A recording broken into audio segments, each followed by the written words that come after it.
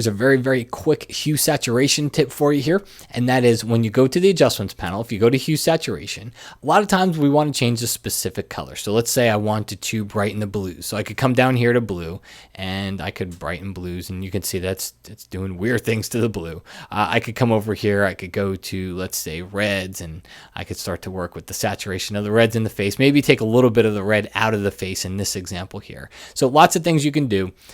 If you click on this little hand over here, if you click on that and you click on your photo and you start to drag back and forth, you don't have to figure out which one to click here.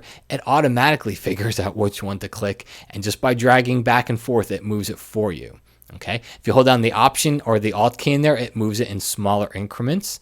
All right, so there's another little tip for you. If you hold down the Control key on a PC or the Command key on the Mac, it doesn't move saturation, it moves hue instead. So there's lots of little things that are going on inside of this dialog box, depending on what you do, but just keep in mind the hand keeps you from having to figure out what color to choose. And then again, the Option key just moves the saturation in smaller increments. The Command key on the Mac, Control key on the PC will move the hue for you instead of the default, which is saturation.